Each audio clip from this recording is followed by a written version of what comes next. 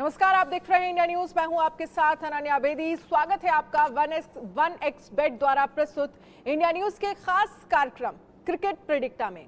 IPL में आज royal Challengers Bengaluru और लखनऊ सुपर जायंट्स के बीच एम चिन्नास्वामी स्टेडियम में खेला जाएगा। ये मुकाबला फाफ डुप्लेसी की आरसीबी 3 में से 2 मुकाबले हारकर पॉइंट्स टेबल में 9वें स्थान पर है। वहीं केएल राहुल की लखनऊ 2 मुकाबले में 1 मैच जीतकर पॉइंट्स टेबल पर छठे पायदान पर है। आगे बढ़ने से पहले बात कल मुंबई में हुए मुकाबले की कर लेते हैं। 5 बार आईपीएल का खिताब जीतने वाली मुंबई इंडियंस का इस सीजन हार का सिलसिला खत्म होने का नाम नहीं ले रहा है। हार्दिक पांड्या की मुंबई इंडियंस को कल लगातार तीसरी हार का सामना करना पड़ा। पहले बल्लेबाजी करने उतरी मुंबई इंडियंस 20 ओवर में 9 विकेट पर 125 रन ही बना सकी। राजस्थान की ओर से ट्रेंट बोल्ट और युजवेंद्र चहल ने 3-3 विकेट लिए।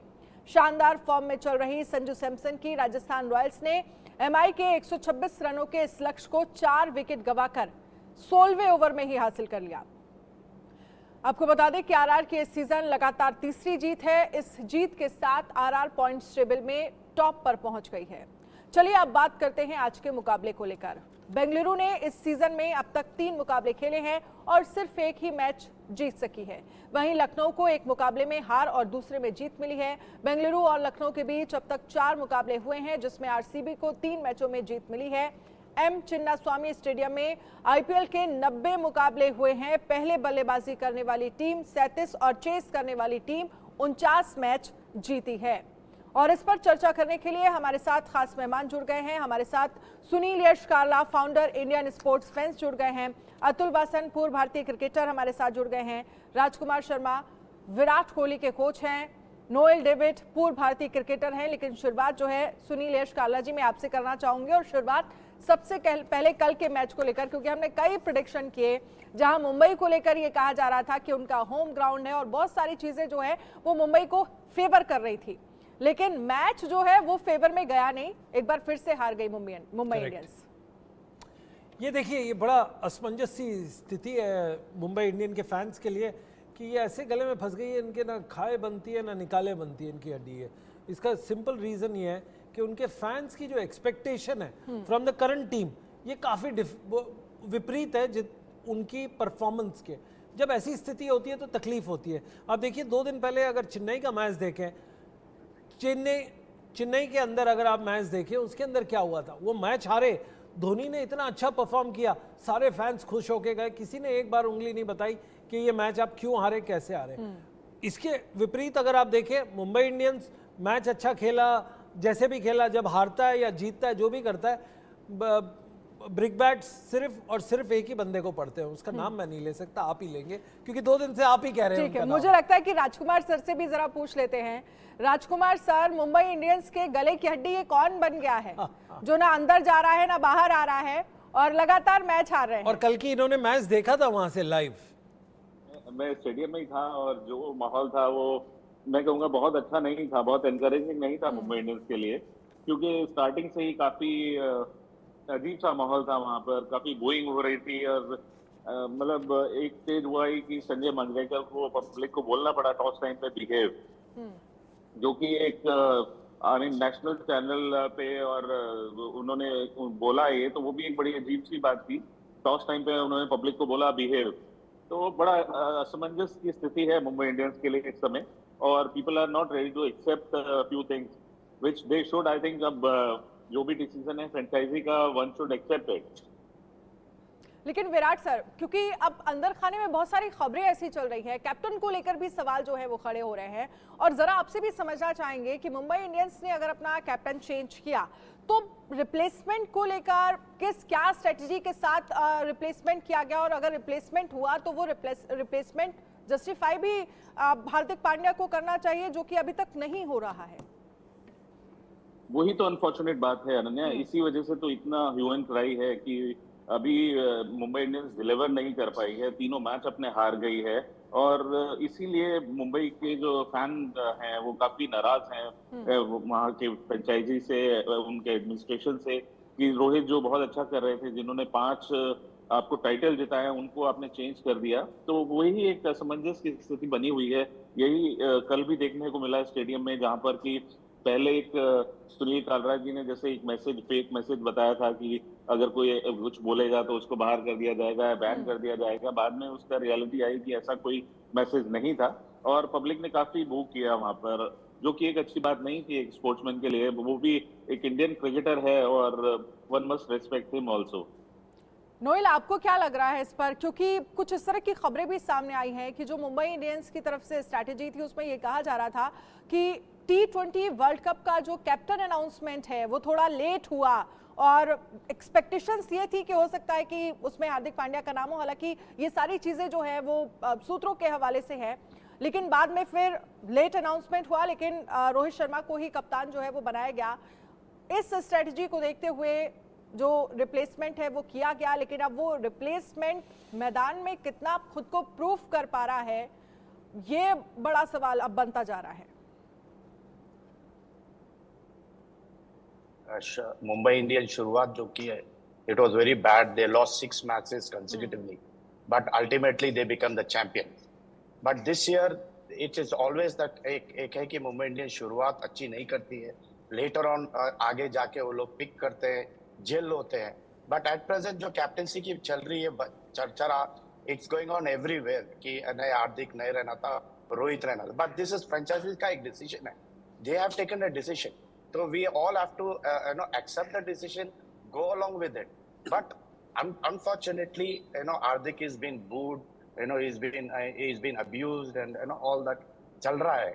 But it shouldn't happen. The fans has to think that yes, franchise ka decision Hardik ko captaincy dena, and Rohit Sharma he has to play under him. So and Rohit accepted and he's playing under him.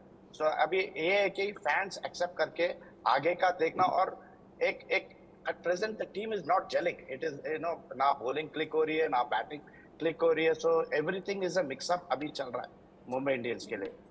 As I said in a previous show, it is now ये है कि वापिस drawing board पे जाके आप go back to the thinking tank जो रहती है टीम में, they should start thinking कि ये जेल कैसा कर सकते हैं, and how can Hardik come out with all this situation and lead from the front as the captain. That अभी वो इम्पोर्टेंट है अब मुंबई इंडियंस के लिए। वेल अनन्या, एक बड़ी इंटरेस्टिंग बात कही है नोएल डेविड ने इस वक्त कि टीम जेल नहीं हो रही है और ऊपर से परफॉर्म भी नहीं कर रही है। ये तो बड़ी डबल एज स्वॉर्ड है। ऐसा लग रहा है कि ये मुंबई टीम्स की जर्सी पहनी है पर परफॉर्मेंस दिल्ली कैपिटल्स की कहीं ना कहीं दे रहे हैं। मैं राजकुमार सर से बोलूँगा, आपको ऐसा नहीं लग रहा कि मुंबई इंडियंस की परफॉर्मेंस जो दिल्ली कैपिटल्स है, और आपने बड़ा बारीकी से दिल्ली क्रिकेट को देखा है, लगता नहीं है मुंबई क्रिकेट और दिल्ली क्रिकेट एक जैसी नंबर 8, 9, 10 के पायदान पे चल रही है? अनफॉर्चुनेट है सुनील, ये बहुत ही अनफॉर्चुनेट है कि जो दो बड़ी टीमें हैं दिल्ली और मुंबई, दोनों अच्छा नहीं कर रही हैं और ये बिल्कुल आशा नहीं थी कि ऐसा होगा। दिल्ली अनफॉर्चुनेटली हर साल बहुत सारी एक्सपेक्टेशंस होती हैं लेकिन ऐसा अच्छा नहीं कर पा रही थी, लेकिन मुंबई जो अच्छा कर रही थी हर साल, इस बार काफी ज्यादा लेट स्टार्टर तो माने जाते हैं। मुंबई शुरुआती मैच अपने हारते हैं लेकिन फिर कमबैक करते हैं, लेकिन इस बार काफी डिप्लेटेड सी साइड लग रही है और कहीं ना कहीं एक टीम की तरह जेल नहीं हो रही है। अभी नहीं लग रहा कि सबको अपने रोल्स डिफाइन हैं। लेकिन राजकुमार सर, अगर जेल नहीं हो रही है तो सवाल भी तो फिर कैप्टन पर ही उठेंगे ना, क्योंकि जिम्मेदारी तो end of the day captain की है कि आपस में जो टीम है और जो जितने भी प्लेयर्स है वो जेल हो। नहीं, डेफिनेटली ये कप्तान की जिम्मेदारी है और देखिए नया कप्तान है तो थोड़ा सा टाइम लगता है वो टीम को संभालने में, और मुझे पूरी आशा है कि बहुत जल्द वो इस टीम को रीग्रुप करेंगे। और मुंबई हमेशा से एक शानदार टीम रही है आईपीएल में, and they will bounce back जैसा कि उन्होंने हर बार किया है। बड़ी इंटरेस्टिंग बात कही हमने, 2 बॉटम ऑफ द पूल की टीम के बारे में बात की है। चलिए अब बात कर लेते हैं bottom of the 3rd team of the pool. माफ करना, आप ही की फेवरेट टीम है राजकुमार सर, आरसीबी। एक जगह दिल्ली, एक जगह मुंबई और तीसरी जगह आरसीबी। तीनों में कहीं पे आपका दिल है, कहीं पे दिमाग है और कहीं पे आपका पूरी सोल है। अब बताइए। डेफिनेटली बहुत अनफॉर्चुनेट है आरसीबी का भी कि हर साल उनका यही होता है कि वो अच्छे बैटिंग हैवी होते हैं, बड़े अच्छे बल्लेबाज होते हैं उनके पास, बड़ा स्कोर बनाते हैं और उसको डिफेंड नहीं कर पाते हैं। और इस साल भी वही देखने को मिल रहा है। कहीं ना कहीं बॉलिंग उनकी लैक करती है और टीम मैनेजमेंट ज्वाइन करके बैठा हूँ, आ ही नहीं रही मेरे पास। ऐसा सिलेक्शन नहीं होता कि I've joined in and they're not coming back to me. Defend कर पाए 200 सवा 200 रन भी। Not so I'm just there sitting listening to the talk. भाई इंटरेस्टिंग। अतुल, अगर आप फोन से हट गए तो एक सवाल बड़ा इंटरेस्टिंग सा नोल डेविड ने बोला था और राजकुमार सर ने भी बोला। यू बीन अ कमेंटेटर, आपने बड़े सक्सेसफुल कमेंट्री किए ओवर द इयर्स, अभी भी आप माइक लेके ग्राउंड में दिखे जाते हैं। अतुल, आपने कभी आज तक ऐसा देखा है किसी कमेंटेटर ने बोला है and the toss and behave? आपके उसमें पिछले 30-40 साल के करियर में कभी ऐसा लगता है क्राउड को कमेंटेटर बोलता हो बिहेव? कमेंटेटर के क्राउड को बोलने का फायदा ही नहीं है, क्योंकि वो जो मर्जी क्राउड को आप शायद नहीं कर सकते। और आपकी बड़ी अच्छी बात है सुनील कि आपको हर चीज इंटरेस्टिंग लगती है। आपका हर कमेंट शुरू होता है कि बड़ी इंटरेस्टिंग बात है, कुछ भी बात बोलो आपको इंटरेस्टिंग लगती है। ये बड़ी अच्छी बात है आपकी। और दूसरी बात है कि मैं राजकुमार आपकी काफी देर से बातें सुन रहा हूँ, इसलिए मैं बोर होकर फोन उठा लिया था मैंने कि भैया राजकुमार कह रहे हैं कि देखिए 2 बड़ी टीमें हैं। मुंबई तो बड़ी टीम है क्योंकि जीती है, दिल्ली कहाँ से बड़ी टीम हो गई? आप क्यों एक्सपेक्ट कर रहे हैं उसको जीतने हर मैच के लिए? और अनफॉर्चुनेट क्यों है? बड़ा अनफॉर्चुनेट है कह रहे हैं राजकुमार। भाई अगर वो जीतते रहेंगे तो दूसरी टीम हारेगी, तो उनके लिए अनफॉर्चुनेट नहीं है। तो ये अनफॉर्चुनेट अतुल आप भी दिल्ली से, मैं भी दिल्ली से हूँ, तो दिल्ली को हारते हुए देखते हुए थोड़ा दुख नहीं होता आपको? कोई इमोशंस नहीं है आपकी? आप इतने साल चेयरमैन सिलेक्शन कमेटी रहे यहाँ के, तो क्यों नहीं ऐसी एक टीम बनवाते दिल्ली की जो जीते? अब देखिए इस शो पे मेरा मुंह मत खुलवाइए। टीम बनवाने की बात जो कर रहे हैं ना आप कैसे टीमें बनवाते रहे मुझे पता है, इसलिए मैं नहीं हूँ और आप वहाँ अभी भी मौजूद हैं, इसे छोड़िए। पर दिल्ली बड़ी टीम है ही नहीं। आपको लग रहा है कि बड़ी टीम है? जब बड़ी टीम वही होती है जो जीतती है। अगर हर साल आप जीतते नहीं है, एंड में निराश करते हैं, तो बड़ी टीम नहीं होगी।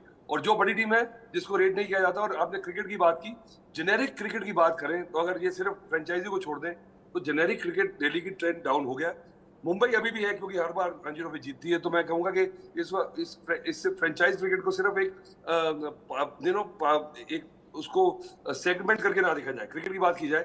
पर अगर अनफॉर्चुनेट नहीं, अच्छी बात है कि बड़ी टीम हार रही है, इतने पैसे खर्चने के बाद, इतने दिमाग लगाने के बाद, इतने बड़े बड़े कोचेज और जेलर और असिस्टेंट कोचेज लाने के बाद भी अगर हार रहे हैं, तो ये बताता है कि इट इज ओवर एनालिसिस। और सिर्फ पैसे से और ज्यादा दिमाग लगा के और सारा साल क्रिकेट चला के आप जीतेंगे नहीं। There other things also which must go inside.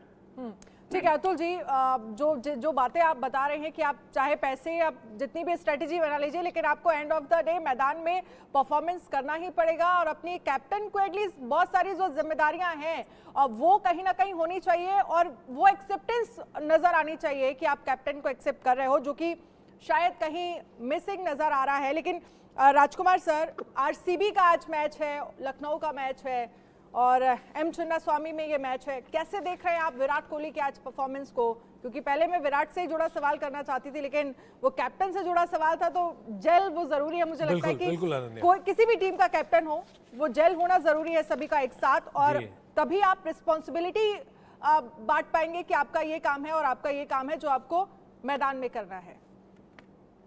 देखिए, कप्तान एक कमांड करता है रेस्पेक्ट। अनन्या, वो आपको खाली कप्तान बना देने से नहीं मिलती। आपकी जब टीम आपकी रिस्पेक्ट करती है, आपके जो सपोर्ट स्टाफ है वो आपको रिस्पेक्ट करता है, और वो जो रिस्पेक्ट है वो अर्न की जाती है, वो आप जबरदस्ती नहीं ले सकते किसी से, पहली बात। और जहां तक आपने बात की आरसीबी की, तो आरसीबी के साथ वही प्रॉब्लम है कि उनकी बैटिंग बहुत हैवी है, बहुत अच्छे बल्लेबाज हैं, और लगता है कि वो 225 रन भी चेज कर सकते हैं। लेकिन अनफॉर्चुनेटली अगर वो 225 रन बनाते भी हैं तो उसको डिफेंड नहीं कर पाते, क्योंकि उनकी गेंदबाजी बहुत कमजोर है। तो वहां जरूर सोचने की जरूरत है टीम फ्रेंचाइजी को कि वो किस तरह का सिलेक्शन करें। और ये साल दर साल चला आ रहा है, हमेशा बैटिंग हैवी होती है। उनके पास बेस्ट ऑफ द प्लेयर्स होते हैं, एबी डिविलियर्स थे उनके पास, क्रिस गेल थे उनके पास, अफाफ है, विराट है, मैक्सवेल है, ग्रीन है। लेकिन गेंदबाजी में अगर आप देखें तो सिराज को छोड़कर आप देखें तो वहां कोई गेंदबाज नहीं नजर आता। तो ये एक बड़ी अनफॉर्चुनेट बात है, और ये कहीं ना कहीं सिलेक्शन जो उनकी या जो वहां पर जो उसको तलाशते हैं टैलेंट को, वहां पर कहीं ना कहीं कमजोरी हो रही है, कहीं ना कहीं वहां गलती हो रही है, मिस कैलकुलेशन हो रही है। लेकिन अतुल जी, क्योंकि आप जिस तरह से जिक्र कर रहे हैं राजकुमार सर की भाई बैटिंग अच्छी है पर बॉलिंग वीक है, तो दोनों का जो एक तरह से कह सकते हैं कि बराबर कहीं ना कहीं होना चाहिए। आपका बैटिंग अगर अच्छा है तो आपको बॉलिंग भी अच्छी लेकर चलना है, क्योंकि अगर आप रन ज्यादा बना भी लेंगे तो दूसरी टीम को रोकेंगे कैसे? नहीं, पर आपको अपने बॉलर्स को बैक करना चाहिए। ऐसे सोच के जाएंगे मैच में कि हमारी बॉलिंग अच्छी है, बैटिंग अच्छी है, तो फिर तो चलेगी ना टीम। पर टीम सिलेक्शन अगर अज़ारी जोसेफ को आप खिलाए चले जा रहे हैं और वो खाए चले जा रहा है, क्योंकि एक आधा मैंने पहले बताया था, अज़ारी जोसेफ एक बड़े एराटिक से प्लेयर है। कभी कभी आपको बहुत अच्छी कर देंगे, पर आपको जेनेरिकली अगर आपको कंसिस्टेंसी चाहिए तो आपको ओकेजनल ब्रिलियंस को छोड़ के कंसिस्टेंसी के पीछे जाए, तो उनका मुझे लगता है रॉकी फर्गुसन को या रीस टॉपली को खिलाना चाहिए। नहीं खिला रहे। अब फिलहाल आपने बात की गई, अब विराट कोहली से बड़ा प्लेयर तो रोहित शर्मा भी नहीं है इस कंट्री में, तो विराट कोहली कप्तान नहीं है, डुप्लेसी कप्तान है, पर डुप्लेसी की बूइंग क्यों नहीं हो रही है? तो ये भी एक सिग्नल बताता है कि भाई कैप्टनसी हटाने से ये नहीं हुआ कि रोहित शर्मा को हटा के बनाया। It is a story behind story. तो अब डुप्लेसी को पूरा विराट का पूरा सपोर्ट है, everybody is on the same page, इसलिए कोई बुई नहीं है, उनका सक्सेशन प्लान क्लियर है।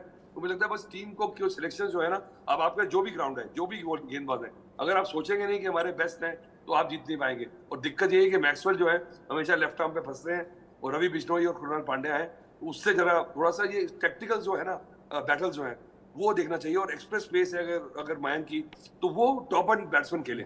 अगर मिडिल ऑर्डर पे अगर एक्सप्रेस पेस आती है या उनके पास लोअर ऑर्डर पे, वो संभाल नहीं पाएंगे, बिकॉज ये टॉप ऑर्डर के ग्रेट प्लेयर्स जो है ये एक्स्ट्रा पेस संभालते हैं। तो टैक्टिक्स को मैचअप करना, कब जाना है, आपको फ्लेक्सिबिलिटी होनी चाहिए कि भाई ये बॉलिंग कर रहा हूं तो चलो मैं जाता हूं, अब मैं नीचे आता हूं। तो you have to be just not rigid and follow the flow of the game. Atul, आपके डिस्कशन में आने से पहले नोल डेविड ने बड़ी इंटरेस्टिंग बात, इंपॉर्टेंट बात कही थी, नॉट इंटरेस्टिंग उन्होंने ये कहा था कि ये फ्रेंचाइज टीम है और फ्रेंचाइज टीम का डिसीजन पर्सनल और प्राइवेट होता है, बट ये वही फ्रेंचाइज टीम है। और मैं राजकुमार सर के पॉइंट पे आता हूँ कि ये बैटिंग हैवी है पर बॉलर्स नहीं है इनके पास। जब फ्रेंचाइज के आपके जब ये टीम सिलेक्शन और ऑक्शन होता है, ये वही लोग हैं जो आपस में हाई फाइव करते हैं और बोलते हैं वाह क्या टीम बनाई और सेलिब्रेट करते हैं। आपको लगता है ये फॉल्ट उस टाइम पे है रादर देन इस टाइम के कोच पे? Your views? देखिए, कहते हैं ना, the proof of the pudding is in eating it. हलवा की स्मेल आ रही है, सूजी पक रही है, घी जा रहा है और बड़ी अच्छा लग रहा है, बन रहा है, पर जब तक मुंह में जाएगा नहीं तब तक हलवा बनता नहीं। ये समझ आ गई ये बात।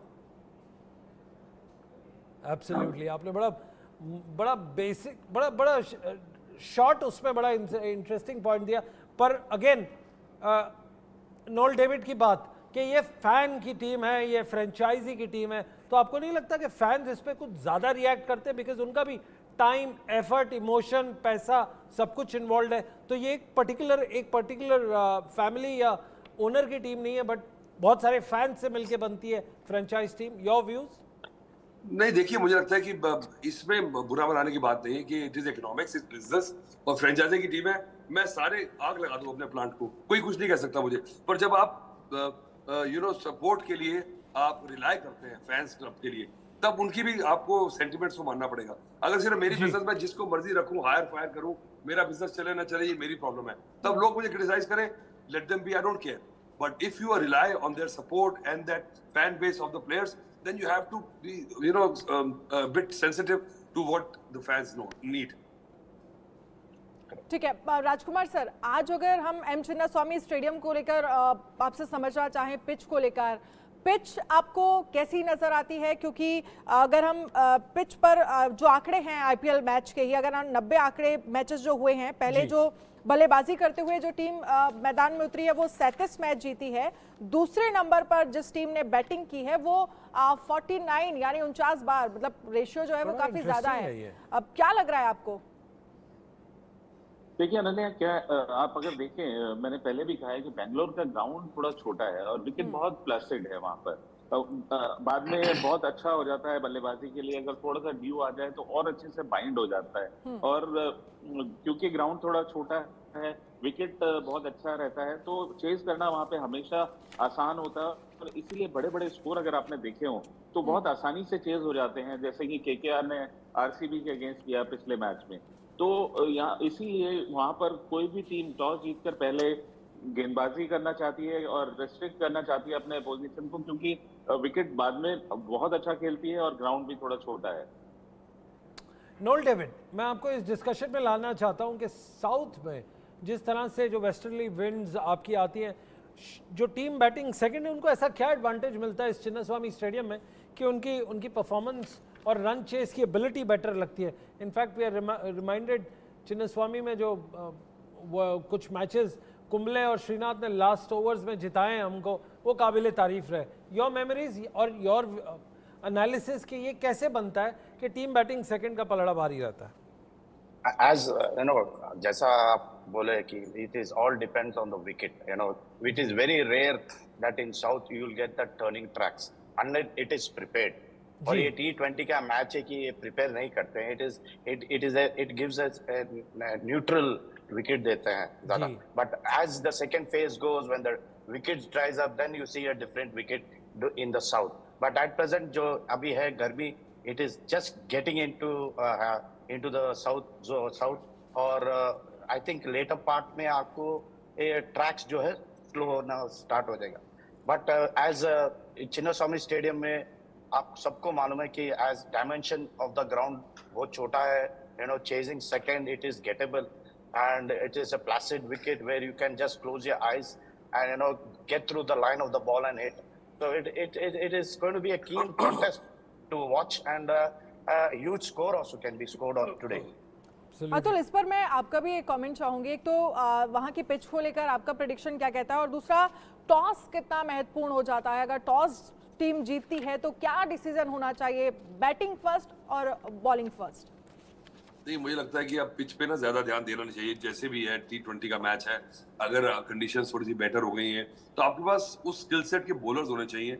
अब आप देखें यहाँ पे अगर आप स्पेस से बॉल करेंगे और सीम कराएंगे तो आपको पिटाई होगी। तो पिछले मैच में देखा सारे कटर्स कोशिश कर रहे थे।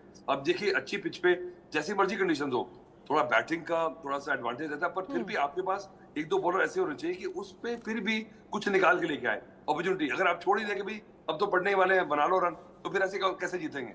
तो इसलिए जो सबको ऑब्वियस चीज है कि चिन्नास्वामी में शाम को थोड़ा बेटर होता है, विकेट बाइंड हो जाता है, अच्छा पिच है, तो आप उसको दिमाग से निकालते हैं। अगर हार गेट बेट तो you must have a plan कि अगर हमारे साथ ये होगा then the batsman should step up if they batting first, कि भाई हम थोड़ा सा बफर एक्स्ट्रा दें गेंदबाजों को कि बाद में इजी होने वाला है। So everybody should play to their own reputation and billing, और उनके पास होना चाहिए कि अगर मैं खेलता हूं मैं 150 के स्ट्राइक रेट से, तो आज मुझे 190-200 के स्ट्राइक रेट से खेलना पड़ेगा टीम के लिए, क्योंकि बाद में हमारे गेंदबाजों को दिक्कत होने वाली है।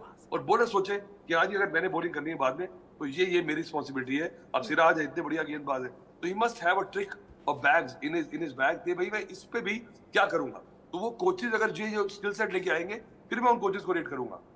वेल, बड़ा इंटरेस्टिंग पॉइंट। अब बॉलिंग के मैचअप्स पे आ जाते हैं। आपके आरसीबी के दो बॉलर्स अगेन हमको दिख रहे हैं, मोहम्मद सिराज, ग्लेन मैक्सवेल, एक का 70 है और दूसरे का 14 विकेट्स है। एलएसजी का रवि बिश्नोई 30 विकेट्स और मोहसिन खान 20 विकेट्स। सो मेरा क्वेश्चन ऑफ कोर्स पहले अतुल वासन से है कि बॉलिंग साइड के हिसाब से आपको आज कौन सा, किसका पलड़ा भारी थोड़ा सा एज लग रहा है? देखिए, मैंने कहा मुझे लग रहा है कि देखिए लखनऊ के पास थोड़ी ऑप्शन है। Krunal Pandya left half spinner जी। अब जो बिग हिटर्स है ना, जैसे मैक्सवेल के बारे में हमेशा हम अक्रॉस द लाइन खेलते हैं जी, तो the ball turning away from him थोड़े से फंसते हैं। तो रवि बिश्नोई और पांड्या दो चॉइसेस हो गए उनके पास। बाकी रह गए सिराज की अगर बात करें तो मैचअप्स में इतना, क्योंकि अब सारे प्लेयर्स को लेके मैचअप्स करेंगे, क्या पता वो मैचअप हो ही ना, तो इतना डेटा क्रंचिंग होती है इसमें कि ऑन द स्पॉट कि मेरी फॉर्म क्या है मेरी। अब जैसे केएल राहुल है, आज पूरी तरह फिट नहीं है, उनके अभी मैंने देखा है कि भाई वो स्प्रिंटिंग उनके टेस्ट हो रहे हैं, और वो पिछले मैच में इम्पैक्ट पर खेले थे और पूरन ने कप्तानी करी थी। तो इस मैचअप का तो आपने बात ही नहीं करी, ये तो हो गया था मैचअप ऐसे ही। वेल एब्सोल्युटली, हम इस पे बात नहीं कर रहे। आज एक बहुत बड़ा दिन है, इनफैक्ट हमारे फैंस के लिए एक इंस्टेड क्रिकेट कॉन्स्टिट्यूशन लिखा गया था, ऐसा उतना बड़ा दिन है जैसे इंडिया ने वर्ल्ड कप दूसरी बार जीता था after a big weight of 28 years. Atul, हम लोग आज सेलिब्रेट कर रहे हैं उसकी एनिवर्सरी को। एक walk down the memory lane, आप उस वक्त योर पर्सनल मेमोरी क्या है? उस दिन आप कहाँ, अपने किस जगह पे दोस्तों के साथ बैठ के आपने कैसे मैच देखा और सेलिब्रेट कैसे किया? और सबसे पहले आपने फोन किस फ्रेंड को किया सेलिब्रेशन में? अतुल, आप किसकी बात कर रहे हैं, मुझे समझ नहीं आया जी। ये वर्ल्ड कप का जो हमने 2011 को जीता, आज हमने उसके 13 साल किए, तो we are celebrating. Fans celebrate कर रहे हैं अपनी मेमोरीज, तो फैंस का ये सवाल है आपसे। मैंने तो टीम के साथ सेलिब्रेट किया था, मुंबई में थे हम, और I was working for a channel there, और शाम को बिल्कुल अक्रॉस द रोड ही हमारा स्टूडियो था, तो जब पूरा मोटरगेट मैरिन ड्राइव पे निकला है और एक भी जगह नजर नहीं आ रही, एक आदमी खड़ा नहीं हो सकता था मैरिन ड्राइव पे। और उसके बाद then we partied all night, सभी खिलाड़ियों के साथ बड़ा मजा आया। और सुबह सुबह महेंद्र सिंह धोनी ने बिल्कुल अपना चांद दिखाया सबको और gateway of India photo खिंचाई, सब याद है अच्छी तरह से। नोएल, आपकी कोई मेमोरीज अगर इस दिन से जुड़ी कोई हो 13 साल पहले? मैं तो I was in the club में थे हम लोग, जो because it's a big screen, club में बैठ के बड़े स्क्रीन में फाइनल्स देख रहे थे। So you know down the line of we gathering जो फ्रेंड्स की थी, बट एक्साइटमेंट थी, टेंशन थी during the phase when Dhoni took over and got us the game. We all just you know blasted because World Cup has come back after 28 years, so it was naturally so happy, we were happy, so I think that's a great moment for us. चलिए, बहुत बहुत शुक्रिया आप सभी खास मेहमानों का हमारे साथ जुड़ने के लिए, इस चर्चा में शामिल होने के लिए। क्रिकेट प्रेडिक्टा में आज के लिए फिलहाल इतना ही। आप बने रहिए इंडिया न्यूज़ के साथ। नमस्कार।